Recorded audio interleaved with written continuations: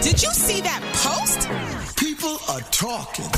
Here's what's trending on the Rickey Smiley Morning Show. All right, y'all, Rickey Smiley Morning Show. Right now, millions of Americans who depend on SNAP benefits are facing uncertainty as the deadline looms and the threat of a government shutdown hangs in the air. Now, when it comes to breaking down things, what's really happening in Washington, there's no better journalist, author, and host of Roland Martin Unfiltered, the always outspoken Roland Martin. Roland, good morning, man. Hey, Ricky, good morning. Man, I just did a group text with a lot of prominent pastors all over the country, man. Roland, we're going to do a live broadcast on Monday. That's what we're really working on, trying to figure out how we could make food available for people that's suffering. And it's a lot of confusion and concern about the SNAP deadline. Can you break down what's really going on and what it means for families relying on these benefits? Well, people get SNAP benefits from their state, but the money comes from the federal government.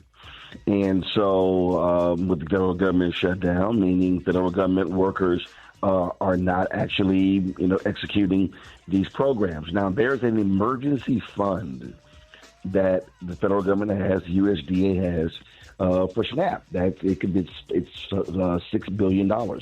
Donald Trump refuses to use it. He can tap it. It's the law. They can actually do it. He's made the choice not to do it.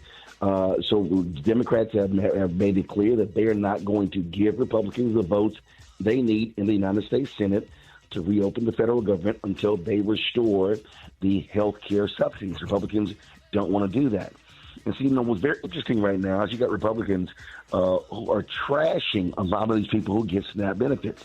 You got Louisiana Congressman Clay Higgins, who called SNAP beneficiaries crackheads.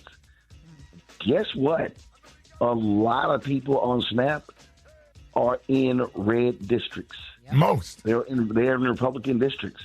See, what they've done, Ricky, they know that they have created the perception in America that when we say food stamps, they think that means black people. When in fact, it's more white people who are receiving SNAP benefits. But they don't want to actually say that. And so a lot of these folks in these red states, I'm sitting there going, okay, y'all going to say anything? You're getting screwed. You're voting against your own economic interest. And it's being exposed because the right wing has literally been trashing people. Like one Republican advisor called get off your fat ghetto asses. Well, again, he was using language that we know he was trying to condemn African Americans when the average SNAP beneficiary is a poor white woman. Well, let me ask you, Roland. The Republicans, they're blaming the Democrats. The Democrats are blaming the Republicans. Who should the public be blaming? Congress, the administration, or both? Republicans and Donald Trump. Because when that's what they should be blaming. Because when they passed that big, ugly bill, that's when the health care subsidies were taken away. So how are the Democrats? Because I feel like this is going to be turned around. Like we know that it's Donald Trump's fault. We know it's the Republicans' fault. But I feel like it's going to be turned on the Democrats, and people are going to go, "I'm not voting for Dems because look what they did with SNAP." How can they make sure that the public knows whose fault this is? Well, it's messaging every day. Democratic leader, House Democratic leader Hakeem Jeffries has multiple news conferences. Senator Chuck Schumer, they've been fanning out, doing radio, television, all different shows along those lines. And so you look at the polling data, people they are blaming Donald Trump as well as MAGA Republicans. But it's just a matter of you got to keep hammering away as to say whose fault is it. So, Roland, something like this, I just want to get your opinion on how this might be hitting black and brown communities a little differently, especially the working poor. And a lot of people don't seem to grasp that these people aren't just sitting at home grabbing benefits, not doing anything. These are full-time working families a lot of times that already might be struggling with some food insecurity. Like, what do you think the real effect of this is going to be in the next few days? Again, I don't care whether you're black, whether you're white, whether you're Latino. If you're SNAP benefits and you don't get them, it's going to be a problem. It's going to hurt you. We're talking about that's food. It's food. That's what it is. But you have to remember, Republicans slash SNAP benefits. They don't want to help people.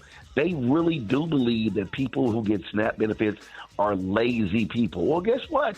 There's no difference between a SNAP benefit and somebody who is a farmer who's being paid not to farm. Oh, I'm sorry, that's called a farm subsidy as opposed to welfare.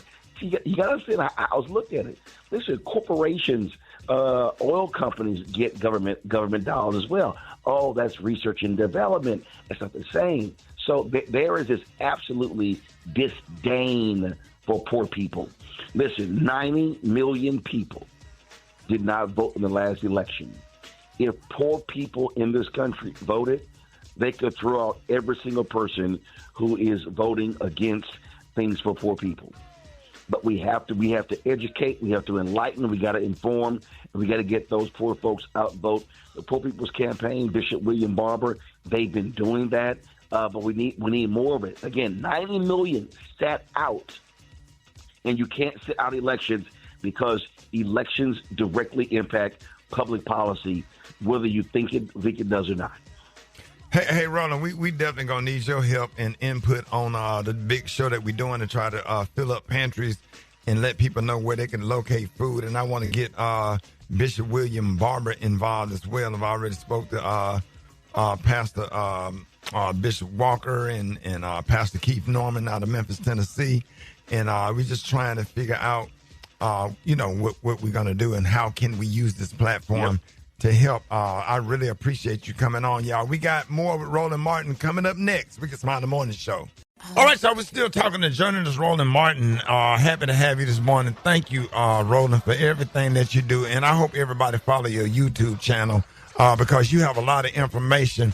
Now, yesterday, Congress was able to strip Trump's tariff powers, and some Republicans even voted against them. Do you think that we could see more situations like this where his power is being chipped away at? Well, we hope so. What Republicans have done is they have abdicated the congressional oversight and authority to Donald Trump. He's been cutting things on his own whim as opposed to these bills that were passed by Congress. And so what these Republicans, he's still a dear leader, but if they pay any attention, they're going to really realize they're getting screwed. You got farmers, ranchers in America who are now complaining because Trump did a $40 billion bailout of Argentina, and now it's going to be importing Argentinian beef. Well, guess what? That's what happens when you got crazy MAGA back in the White House. You got these other farmers in Nebraska, Iowa. Iowa's economy has cratered because of Donald Trump's tariffs. But he did this the last time. So I don't know what the hell these farmers was going to happen. So the tariffs have been done willy-nilly, just, this all out of the ordinary. It's led to significant uncertainty. And these people in these red states are now waking up and realizing, yeah, you're getting screwed by Donald Trump, who's sitting here ripping the country off with his corruption, his crypto money, and everything along those lines. So, Roland, what can people do right now, just to prepare or to protect themselves if their benefits are delayed? Because, Obamacare, that's this weekend where you got to save money. You got to save cash. You got, at the end of the day, watch your spending. You've got to just understand that we don't know how long this is going to end. You've got to be tapping into local food banks. Churches are doing a lot of things along those lines. Nonprofit organizations, that's what you have to do. But I'm going to say this, I don't care as long as I can. Black people, you can't sit your ass at home or on social media and whine and complain about things in this country when then you chose not to vote. Voting is one way for you to impact the direction of the country. And if you don't like the person, guess what? Support somebody else in the primary. But in the general election, you got to be involved. Listen, there are elections taking place on Tuesday in this country. There are statewide races in New Jersey, statewide races in Virginia. Public Service Commission, Alicia Johnson, had on the show last night. They regulate utilities in Georgia. There are 2 people who are running. Folks, don't ignore those races. You've got local races. You've got retention races of the Supreme Court in Pennsylvania. Elon Musk is trying to throw out these 3 Democrats because they've been standing up for democracy. So people have to understand that there are local and national statewide races happening right now. So we got to stay engaged. And there's black participation is simply too low in too many places, and we should be, and I keep saying, the minimum number of black turnout should be 70% in our states, in these races. But when we sit out, guess what? We let other people make decisions for us. Yeah. That's what we have to do. Exactly. Yeah, and, go ahead. Okay. No, well, Roland, you kind of addressed the question that I was going to ask, because I was going to ask you how this moment fits into the conversation about next year's midterm election. But it's not next year. It's not next year. There are literal elections. Texas, right. There are 17 constitutional amendments on the ballot on Tuesday. So people should be saying, hey, do I have elections going on right now? And they're all over the country on Tuesday, and so it's happening right before our very eyes. So that's why I keep saying we can't wait till next year, because after Tuesday, guess what? There are going to be primaries happening in the spring, and we got to look at that. Listen, man, that callous case out of Louisiana, that could wipe out 12 to 30 members of the Congressional Black Caucus. And what is that again? People got to understand, the Supreme Court, if they rule that race cannot be used in the creation of districts, you're going to wipe out upwards of 30 Congressional Black Caucus members. You're going to be wiping out seats all across the South that were created, black people fought in the streets for these seats. If they decide, because these Republicans were pissed off, they had to create a second black district in Louisiana and a second one in Alabama. And so the Supreme Court, based upon their questions, a couple of weeks ago, October 15th, man, listen, they're going to rule you can't use race in the creation of districts, and that is going to wipe out major black political power all across the South. Man, listen, people have got, but this is what happened in 2016, when people complained about Hillary, and then Trump gets in, he's now appointed 3 Supreme Court justices. This is what happens when they complain, and then who controls the Senate? Republicans. So, man, this thing goes on and on and on. So I just think people understand there's nothing that is in your life that is not impacted by politics. Nothing. So when we choose to not engage and pout and sit out, then what happens is we lose. Now, it means holding people accountable who we voted for and say, how are you going to deliver? And if they don't, say we're going to support somebody else, we cannot sit out of these elections, because the people who do vote, they're the ones who get to dictate to the rest of us how things should be done. There it is. Roland, real quick, let everybody know how you can be reached. So go to our YouTube, follow our YouTube show, our YouTube channel, youtube.com/Roland This Martin. We're live every night, 6 to 8 p.m. Eastern. I'm here in Houston at the Afrotech Conference. We covered it for the last 3 days.